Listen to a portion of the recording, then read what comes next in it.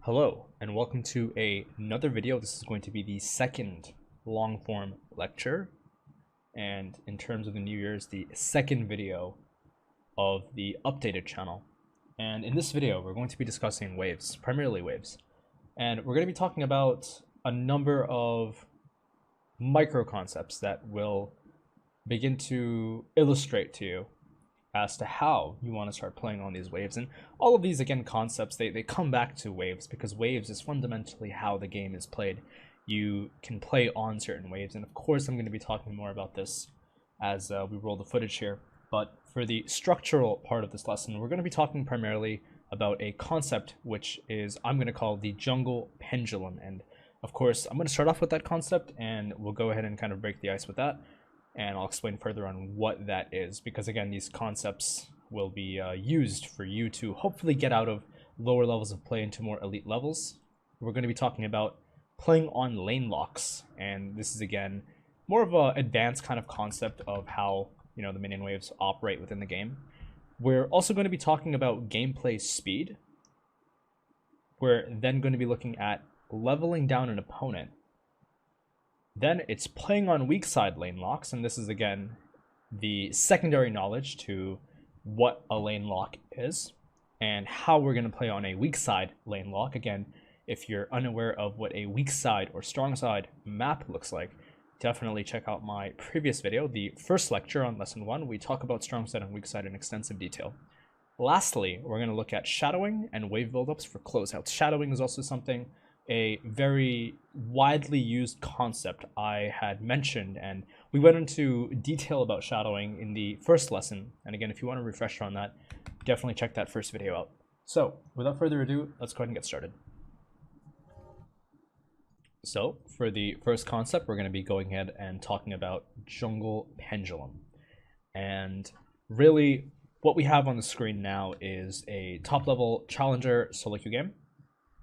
And with that in mind, we're going to be primarily looking at solo queue examples for now until we start looking at more professional examples. However, a lot of the concepts that we're discussing are rather basic. They're rather surface level ideas, and these things will be easily mirrored within solo queue and also in pro play. So it's very important that we develop a proper baseline theory and understanding of the game, along with a proper understanding of how these concepts interact in a solo queue environment and what certain variations are changed when on stage.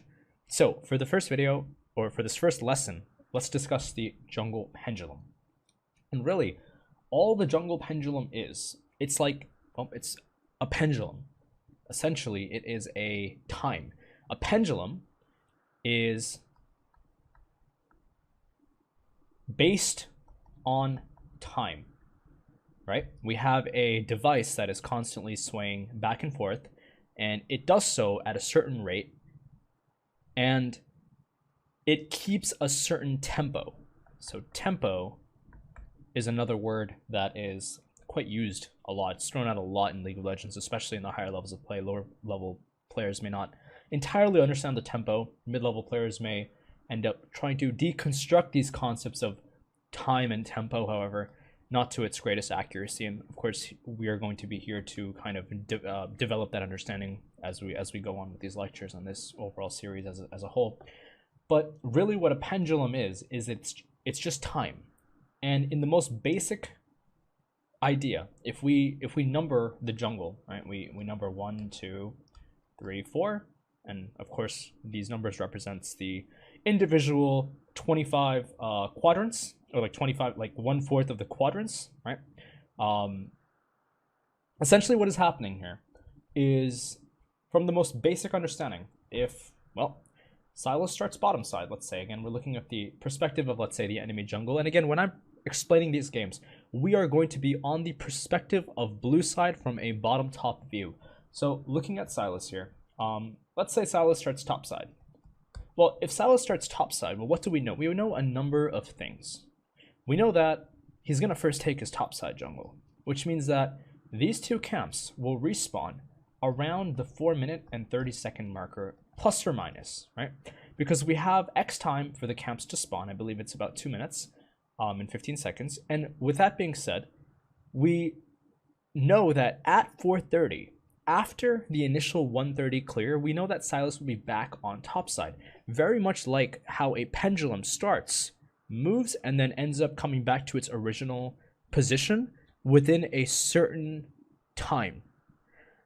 And what's basically happening here is we are now aware of where Silas will be. So obviously there are variations, but we'll go into those variations in a little bit. Because the pendulum does change, right? It depends on how the game is played. But looking at this from the most surface basic standpoint, Silas starts topside. We can assume he's going to be bottom side because that's where he's going to clear. And then, like so, after he bases from bottom side, he's then going to be back to top side. And then after he clears his top side, he's going to be back to bottom side.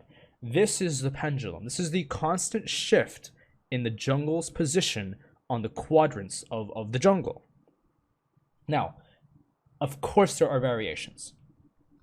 Now, a lot of variations could be possible, right? And the higher level we go, the more and more these variations can be changed.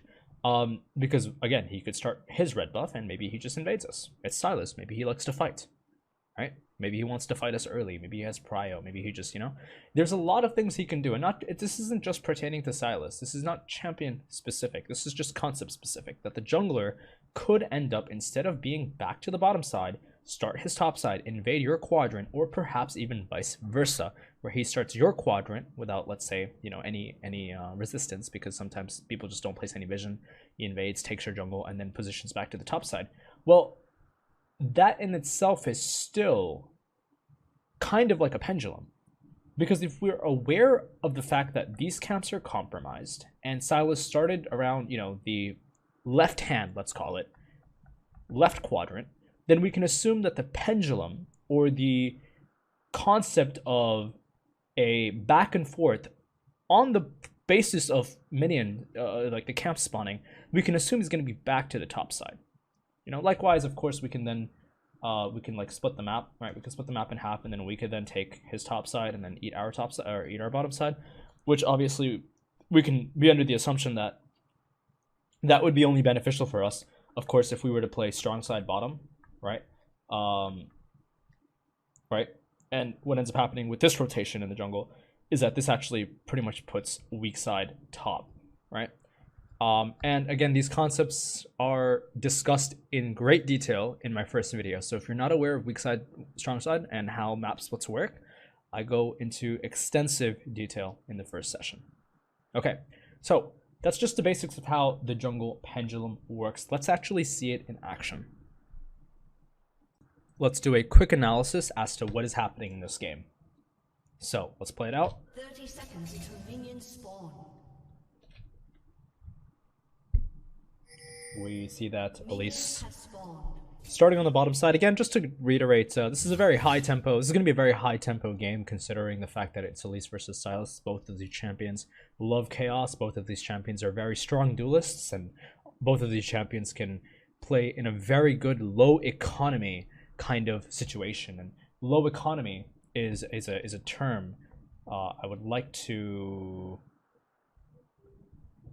really emphasize on here, mainly because this will determine the speed of play. Okay? So, depending on the economic gain of the junglers, this can heavily dictate the speed of play in the game. And when I say the speed of play, I simply mean that, well, these champions don't need much gold to be effective. Of course, items are great, but these champions find value in their base stats. They find value under low amounts of gold, and as the game evolves, they will start losing value over time. Of course, general scaling is something to be aware of, but the idea of low economy, again, can also be perceived in the sense of Quinn versus Malphite here, where Malphite, although is a champion that requires items, doesn't require much to get armor and survive through the lane phase. That's why being down XYZ amount of CS against the Quinn, which is inevitable because that's just the matchup itself, it's still fine because the champion has a low economic characteristic because he's going tank.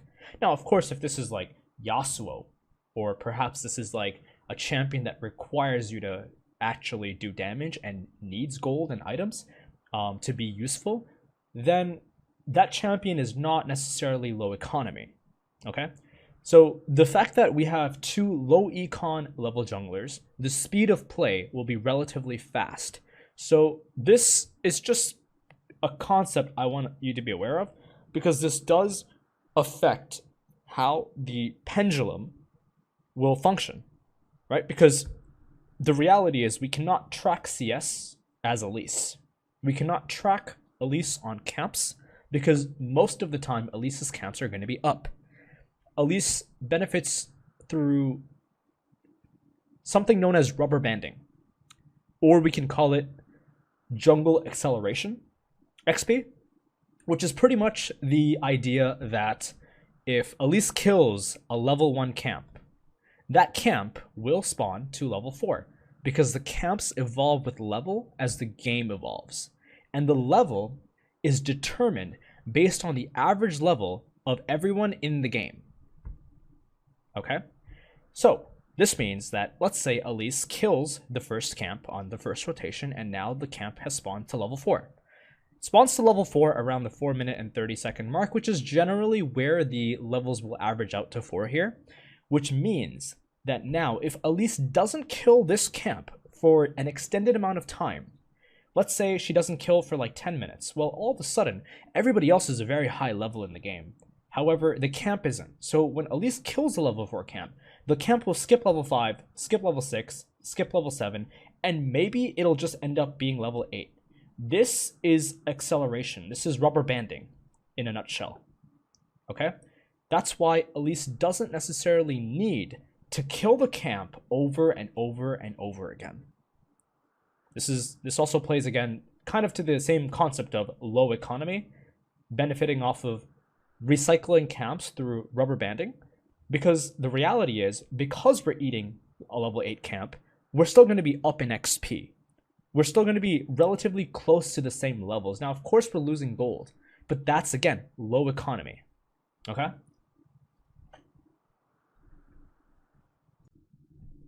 So, looking further into the idea of jungle pendulum, or let's just say JGP for short, okay? The concept fundamentally is, well, if the jungler starts A, then he's going to route to B.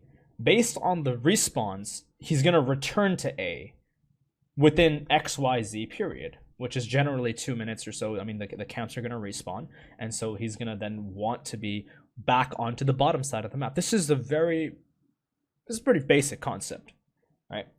We obviously talked about how he could do 1 into 2, right? Not in this screen specifically. This is just all hypothetical. We're not talking about champions. We're just talking about hypotheticals for now. And we're obviously going to roll the footage in a second. He could do 1 into 2, and then one can assume that around 4:30, as we discussed previously, he'll be back to the top side to take his respawn camps, because that is, as the pendulum starts, it then returns to the same location at where it started. Now, this can be broken, and the way it's broken is through low economy junglers. Now, we have Elise Silas here. We talk about how the pendulum can be broken. We talked about how we cannot track Elise through camps alone. The reality is that the lower level you are, the harder it is to track the jungler. However, it depends on the jungler. Let's substitute Elise and Silas for Hecarim and Diana. Okay? Both of these two champions are relatively different, however, share the same characteristics in economy. They gain more value, they can utilize the fullest of their kits through a higher economic gain, versus where Elise and Silas don't necessarily happen to do that because of their base stats and how effective the champions are at doing what they do in the early stages of the game. Now, with Hecarim and Diana, taking these two champions into account, we can assume that it's not beneficial for Diana or Hecarim to take a camp at level 4 and to rubber band it to like level 8 or 9 and not take any of the XP or respawns in between. Now, I don't want you to get confused here. This still values. They're still gaining value from taking a higher level camp, Because the higher level camp is more gold and more XP. It's more value. But the problem is you're losing all of the respawns, which we can then assume Diana and Hecarim would rather take, because there's going to be a few respawns here that you want to try to get. Elise doesn't care. Sylas doesn't care as much, because they care about the stats. They care about the levels. Rubber banding will still benefit them, and the acceleration of XP will still benefit them. However, they're losing that gold between the respawns because you're not killing their camps over and over again immediately, as perhaps maybe Hecarim or Diana could. So, with that being said, we could assume that Hecarim and Diana would want to follow the jungle pendulum a little more strictly because of the economic requirement than perhaps Elise or Sylas would. Although Elise and Sylas still gain value from taking the camps, they are low economy, so they don't gain as much value as Diana or Hecarim would. And so inciting or enticing chaos early with both of these picks is going to be pretty good. So with that being said, this is very crucial to understand, because the jungle pendulum, or the rate of which the game is played, or the speed at which the game is played, is heavily decided on what junglers want to ideally do. So let's roll the footage now and actually see what happens. So we're going to go ahead and roll the footage, and that was pretty much it for the jungle pendulum explanation. Again, this concept will be very much presented in future videos, in almost every concept that I talk about over the course of the next few months in this series. But it was very important. Again, I'm going to be moving forward, but I really do want to make sure that this concept of the jungle pendulum that does exist will be repeated and will be applicable to almost any situation we talk about moving forward. It's very important that we understand the basics. Now, moving forward into playing on lane locks. Now, what is a lane lock? A lane lock is relatively self-explanatory. It is when the lane is locked, right? And, well, what does that mean? Well, if we look at any lane, right, we can assume three things. Now, we'll talk into more detail about this in a minute, but we can assume that if you're playing from the perspective of blue side, this is relatively safe, being around here.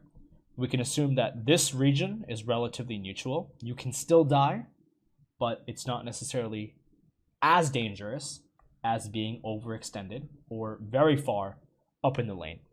Now, of course, just based on the color, we can assume that this is safe, this is neutral, and this is danger, right? The red is danger. Now, this depends on this. This doesn't necessarily mean good or bad, right? This doesn't necessarily mean good or bad, because it depends on context. Context is very important, because you could have a giant wave and being in the red zone to crash the wave and then get a recall off or get a dive off is pretty good. In comparison to being on the red side, going for a wave you don't have to shove out and the jungler kills you, then it's bad. So don't think of this as good and bad. This is just fundamental rule. If you're closer to the enemy tower, that's generally okay. Well, you don't have a tower. If you're in the green zone, well, you have a tower. So with that in mind, applying that idea to the context of what you're trying to do is crucial. Okay, so moving forward, again with the idea of context, we're going to see that Sylas starts off with a leashless versus what we get in the blue side, which is a leashed start. Slightly faster than Sylas considering the damage, and we can see that Sylas now wants to ping and kill top lane. And this has a lot to do with the concept of a lane lock, because what is really happening? Anytime that there is an action, or any time that there is a fight, or a gank, or an attempt, it is based on waves. Waves can lock sometimes. Now, in this case, the wave is temporarily locked on the second wave. Because what is happening here? Well, these minions are going to die on the red side. The blue minions are then going to move up. And the blue minions are then going to line up somewhere here where the second wave is then going to meet. Which means that, obviously, Quinn needs the first melee to get level 2 here. Which actually could be quite dangerous. I'm actually not sure. This is more of a 1v1 attempt than a 2v1 because Malphite's going to be quite useless. So Quinn really has to misstep to die here. So it's a bit of a flip gank. However, still possible if we land everything and maybe if we have the base stats, maybe it's doable. But the main concept that I really want you to understand here is that the fact that the second wave is locked with the first wave, therefore a gank attempt is possible because Quinn is forced to play in a region which is somewhat dangerous. In context, again, right? We have to apply context to why this is dangerous. So here we're going to see Silas attempt to do this. Not able to find it, that's fine. And again here, now we look at the opposite side. So the gank fails, right? Not the greatest gank. Now let's look at what the opponent can do. Because again, now there is a trade-off. And I talk about trade-offs in my first video, where we talk about splitting the map, we talk about weak side, strong side, and we talk about trade-offs. This is a very classic trade-off, which is about to happen, or could happen, where, well, Silas just failed a gank. Okay, well, what can Elise do now? Because Elise now has time and options to do something because there is a slight advantage on how many counts she's taken. She's level 3, Silas is 2, and so now let's see what she does. Now, looking at bottom lane here, it seems like our Ashe got locked, or she got, like, CC'd by the Nautilus and got killed here. So what is happening here is the Elise pings for a gank, and now I want you to really be looking at the moment at which the jungler on the blue side says, okay, I want to do this. I want to make this gank happen. So Ashe ends up dying. Elise has the base stats to actually kill both of them if, played well. Here, we see that the second wave, let's use yellow, it's easy to see. The second wave is going to lock with the third wave. Okay? Second wave is going to lock with third wave, which means that the opponent is forced to again play in a very offensive region of the lane. Therefore, now again we can gank. There's a formula to this. When you have a lane lock and the jungle is next to your quadrant, that is when the jungler will try to find an attempt in your lane. Now, obviously, Ezreal here is quite useless. Maybe he can throw out a Q or not or something if he's lucky. But Elise is going to go in based on the fact that second wave is locked with the third wave. Now let's say, for example, that these two minions are crashed into tower, third wave is not arriving, and the bot lane just bases and leaves. Because they don't really have any incentive to stay in this offensive region inside of the lane. Well, the lane's not locked, which means that the only thing that they can really do now is, well, base. There's not much else to really do. Obviously, they don't need to do that here because Ezreal's really low. They can stay. But of course, Elise is going to look for a gank here. We're going to see exactly what happens. I haven't watched the entirety of this video. So we'll see exactly what happens. But the basis of this lane, or the gank, is because the second wave has locked with the third wave. Okay, so let's go ahead and continue to play it out. Elise wraps around, ends up misplaying a little bit, ends up picking up Ezreal, or the Varus here, along with the Nautilus. That's pretty good. Now, goes into the river at the 304 mark because, well, why? Let's see what ends up happening here. Because we want to look at decision by decision. So she ends up killing the Nautilus. And now, we look at this wave. Okay, well, mid lane looks like it's locked. Which means that, well, this is a pretty good gank. So what does Elise do? The low econ jungle beelines through river and hits mid lane immediately. Now, in a different variation, perhaps the other jungler on the red side sees this lane lock and hovers for the 2v2. This is something that happens a lot in higher elo games. And this is very important because this can pretty much change the pace of mid lane. But looking at this from a context or a concept perspective, the concept of a lane lock is happening here quite obviously, right? Like it's very occurrent that the third wave the third wave is locked with the fourth wave, which means that Aatrox now has to spend time, resources, to kill the fourth wave so he's not permafrozen on. Now, of course, if the minions were different or the HP values were different, not necessarily a lock. But in this case, this lane is locked because of the HP of the red minions, the fact that the cannon exists. And so because the lane is frozen this lane is frozen with the advantage of blue side, disadvantageous to red side, Elise sees this lane lock and hits Aatrox between wave 3 and 4. So there are certain timings that you actually have to hit the opponent on. So it's not good for Elise to just do nothing, let Aatrox crash the wave and then try to gank, because then Aatrox can just look for a base. He can back off, he can look for a ward. Obviously depending on like HP region or anything. But in this context, Aatrox is locked for the third wave and the fourth wave, therefore a gank is possible. This as an opposing jungler, or this as a support, it is very crucial for you to look at, or even as any player really. It is really important for you to look at and spam ping your teammate to either drop a ward down or be aware of a gank. If you can know what is happening in the game before it happens, you can choose to prevent certain things. So let's see what happens. We do actually see Elise just beelining to mid lane here. And as a laner, we see that Sejuani is forcing the trade on this lane lock, mainly focused on having Aatrox not hit the minions, grabbing aggression from the red side minions to de-accelerate or decrease the push on the red side in order to continue to keep this lane in a favorable position, okay? And as you can see, Elise wraps into river and finds a play here. Unfortunately, Aatrox wards a little bit too late and is forced to use his flash, which is quite unfortunate. So again, this is a very basic concept on a lane lock.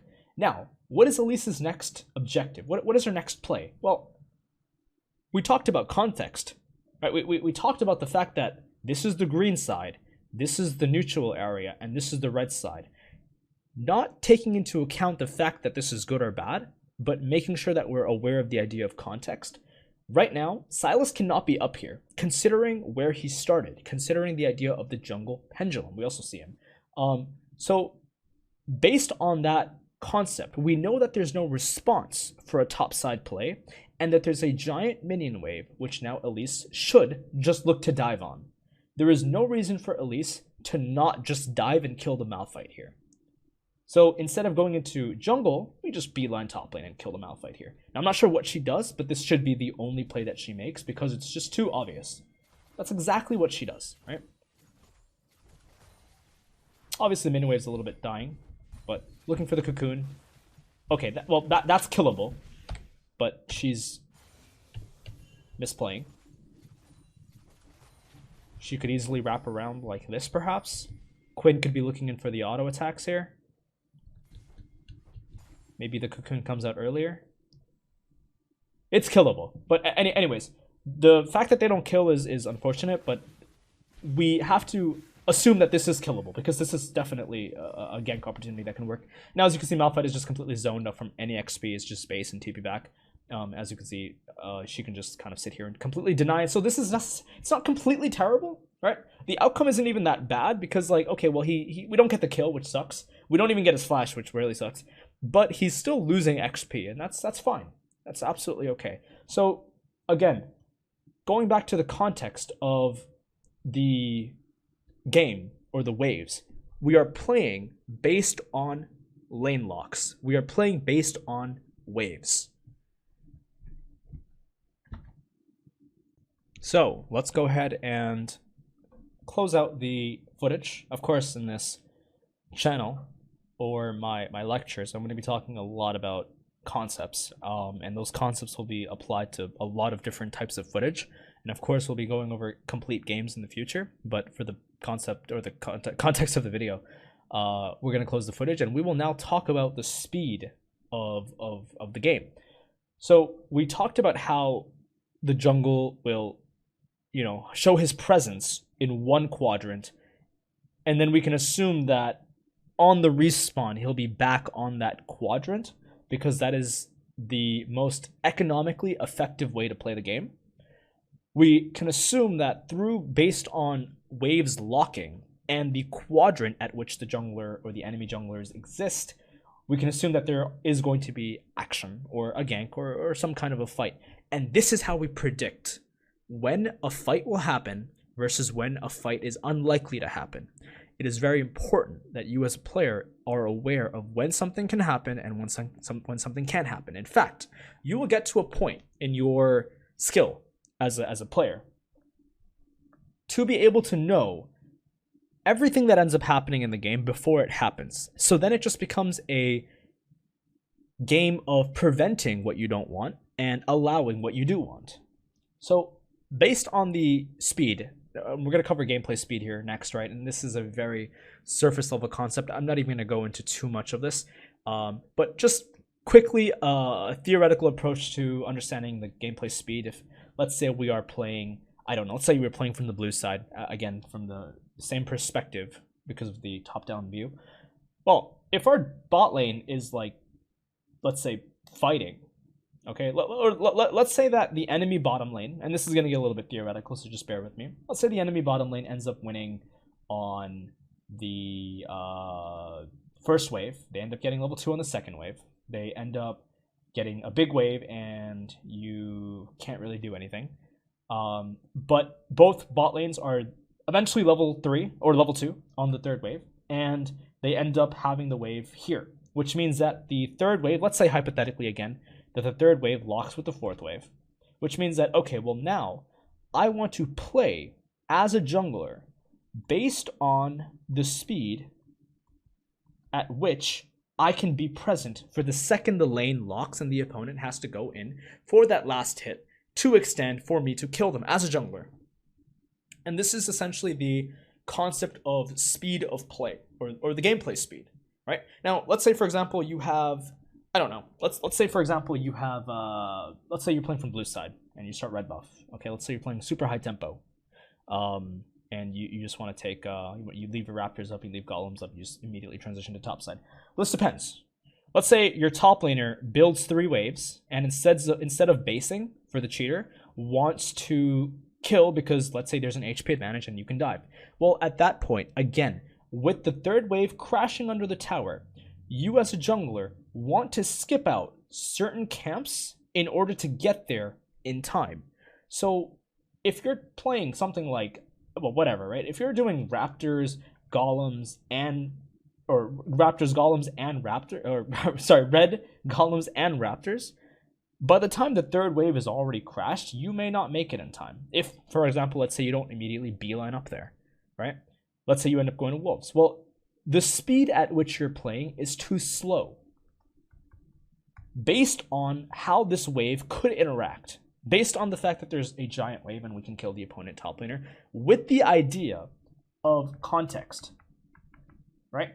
Context does matter because this is not the best play, of course, if the enemy jungle can respond. If the enemy jungle can't respond, let's say the enemy jungle starts from top side and then moves down to the bottom side, right? Well, at that point, yes, the context behind 3-wave crashes is pretty good, like we saw in the Elise video with the Quinn and the Malphite. Unfortunately, they didn't kill, but that's fine. Okay? So this is generally the idea of gameplay speed. In many cases, players will end up doing really weird stuff, like they will do blue buff, they will do this, and then they will go into raptors when, let's say, for example, the second or the third wave ends up locking, or the third wave and the fourth wave ends up locking, and you can just beeline down for a gank with the context of winning the 3v3 or making it a 2v3 based on where the enemy jungle started. Right? 3v3 in the sense where if you know you can win 3v3 and the enemy jungle is going to be there, well then take the fight anyway. And if you know you're going to lose the 3v3, or if the enemy jungle, or if let's say you're going to lose the 3v3, you just don't have to fight. Likewise, well, at that point you just take raptors. Likewise, if it's a 2v3 and the enemy jungle starts from bottom to top and the context revolves around the idea of, well, the enemy can't respond, then doing raptors is not the greatest when you can just go into red buff or skip everything and beeline down there immediately. You want to be there based on when the lane is locked and your speed at which you clear as a jungler is very dependent on that. Okay? And again, as a laner, this is still very crucial for you to understand, because the laners need to know when the jungler will come down and when they have to be prepared for a fight. Okay? So let's discuss the concept of leveling down an opponent. Okay? And when I say leveling down an opponent, the general idea of, in this video that I'm going to be explaining, is how well, based on the jungle pendulum and the lane locks, is the jungler or the opposing player playing at a speed that is appropriate. So an example of this is when you looked at the last footage where Sejuani and Aatrox were in a lock in the lane, in the favor of blue side, where Sejuani had a freeze on the Aatrox. Aatrox was low, and Elise obviously did. She beeline down to mid lane, which was the right play. Now, let's assume that Sylas doesn't go like this. Let's say Sylas starts standard, and he just clears his jungle. Well, if the third wave locks with the fourth wave, as it did in mid lane, then you can assume that the opposing jungler, or perhaps the support, or whatever, will be looking to hover for the 2v2. Now, if he does hover, and, the 2v2 does take place, well, that's a good play. They might win. An enemy jungle might win. If he doesn't hover, and you just get a very clean gank off, well, now you can start leveling your opponent down. You can ask yourself, okay, based on where he started, based on the fact that this lane is locked, and the context involved, he is playing far too slowly for him not to respond to this gank, for us to get a very good 2v1 off, even though it could have been a 2v2.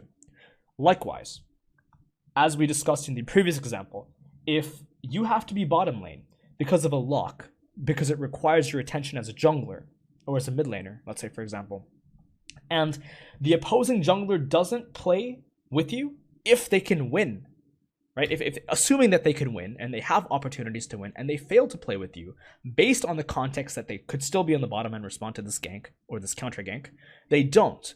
You can now start leveling your opponent. You're going to notice that in low elo, junglers are definitely not going to respond. They won't be reading into any of this stuff. In mid MMR, where we're talking about like diamond or perhaps even like lower ends of master, junglers will attempt to try to do these things, but will fail at certain timings, because the speed is, they're just off sometimes. The higher and higher level you get, the more precise these timings of where the jungler will show up and gank exactly at the right time will become more and more occurrent.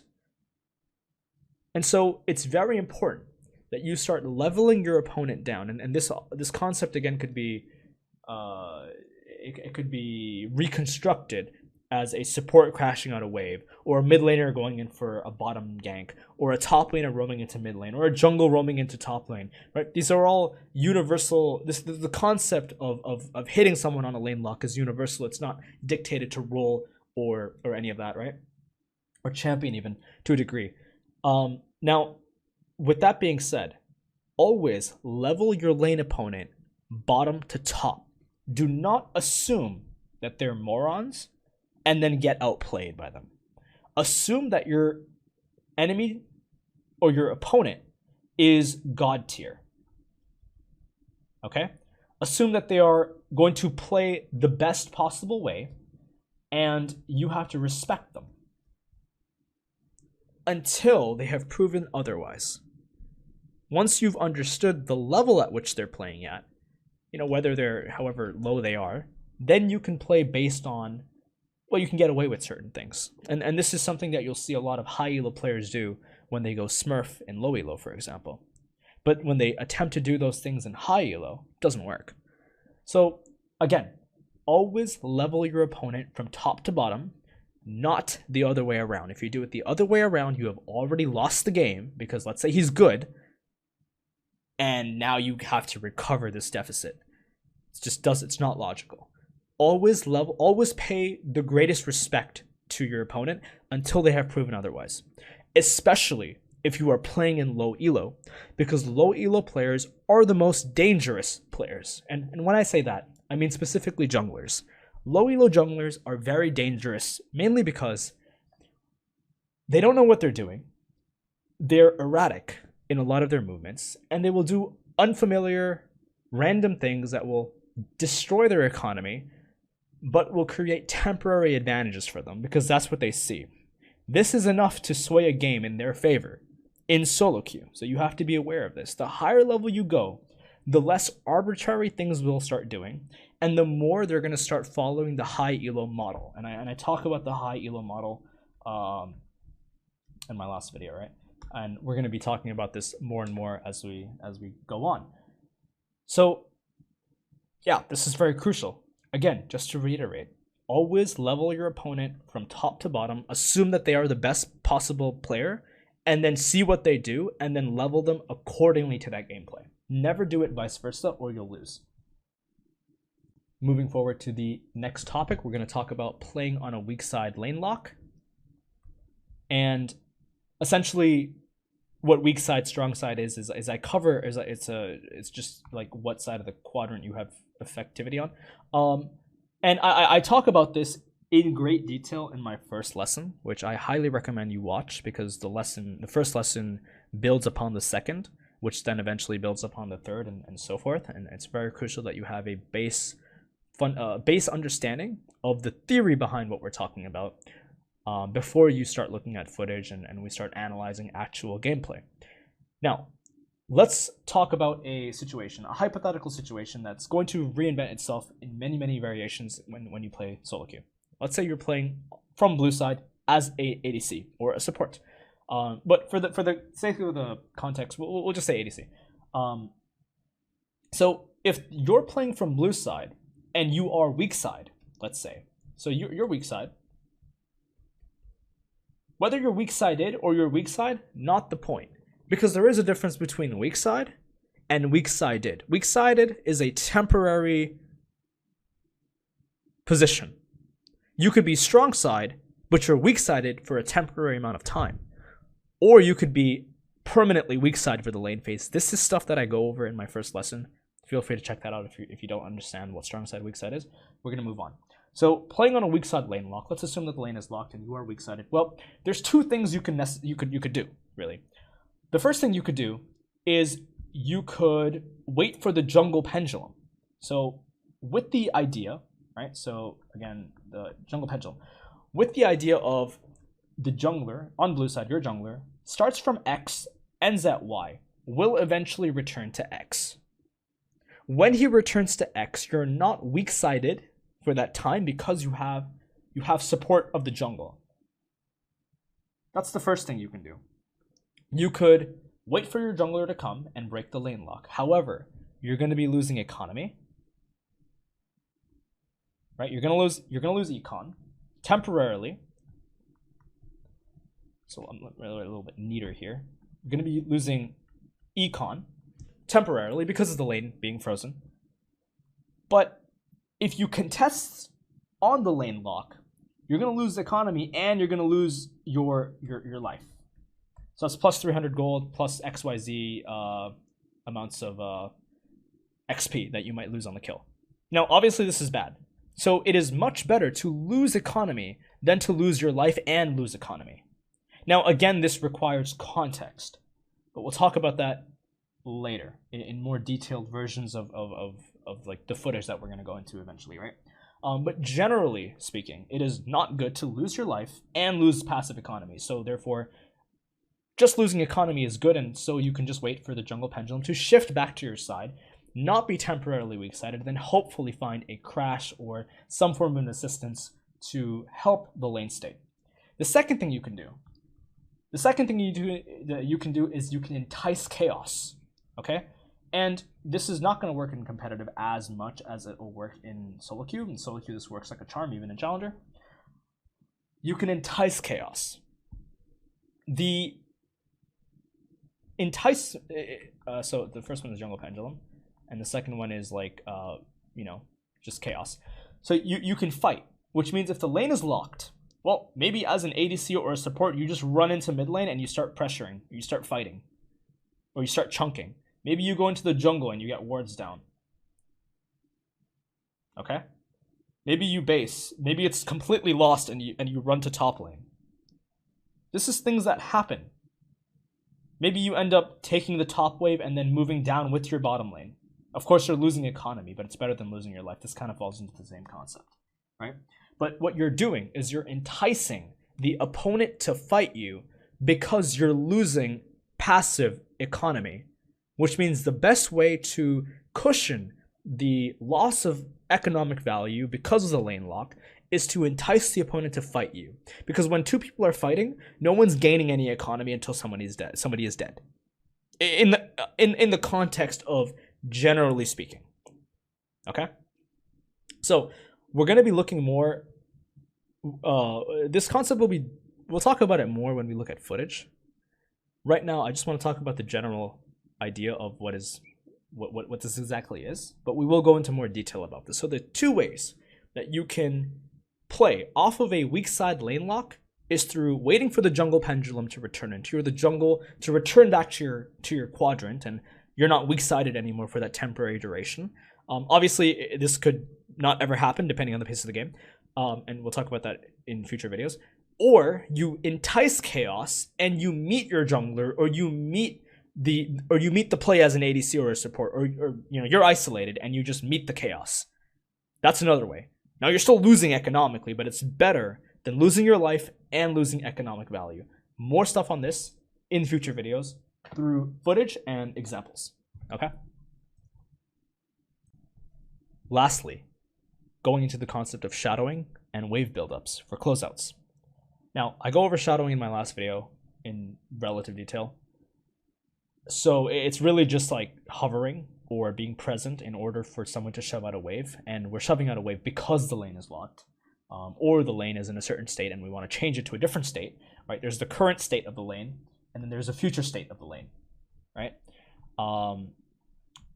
So let's talk about this. So we're going to say current state versus future state of the lane, okay? The current state of the lane can require a shadow. Okay, this could require a shadow in order to obtain the future state.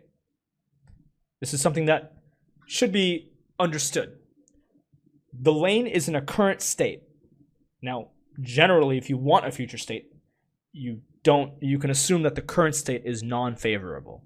So if the current state is non-favorable, a shadow allows you to get a better future state by getting a crash off, okay? Now, that's pretty much just the idea of shadowing, or the generalization of what shadowing or hovering or just being there really is. And we'll talk more about this in future videos and future examples here. But I do want to reiterate I want to really talk about the fact that wave buildups for closeouts, again, this is something that is more of a macro perspective, although requires some form of micro, has micro requirements as well, which we'll talk about in future videos. But really, a wave buildup is just manipulation of a wave to crash multiple waves at the same time in order to divert the opponent's attention, right, and response to essentially thin out their battalion, or thin out their team, their forces, right? And it's the best way to word it. In order to close out games. Eventually, one of these 3 points will break, allowing you to get access to their base. Once the inhibitor is down, well, at that point, that in itself, it's automatically a 6 versus 5 when the inhibitor is down, because you have super minions. Super minions are constantly crashing. Then you use the same concept of building waves to then attack the 2 points, while the 3rd point, which is assuming is broken, continues to serve your team, advantages into the late game.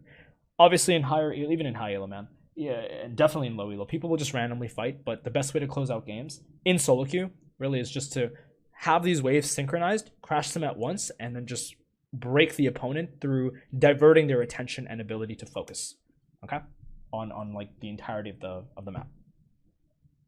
Okay, and that's about it for this video. We talked about the jungle pendulum, just to summarize everything, the constant back and forth of the presence of the jungler. We talked about playing on lane locks, being aware of when the current wave and the future wave is arriving, and that's going to change the state of the lane. And then knowing that the jungler will be playing on those lane locks, or any action that really happens at the higher levels of play is based on those lane locks, and in lower levels is more arbitrary. And to start understanding and playing at an elite level, it's really crucial that you start understanding how and when the lane locks, and this will allow you to be able to predict a fight before it ends up happening. We also talked a lot about gameplay speed, and gameplay speed is dependent on the jungle pendulum as to where the presence of the jungler is, based on where the lanes are locking and how fast we're playing based on that. We then talked about leveling down an opponent. Again, just to reiterate, because it's so important, always level your opponent down from top to bottom. Assume that they are faker, and then level them down until they have proven otherwise. Playing on a weak side lane lock, we talked about the 2 ways that you can prevent yourself from losing completely, even though you are in a current weak side lane lock, right?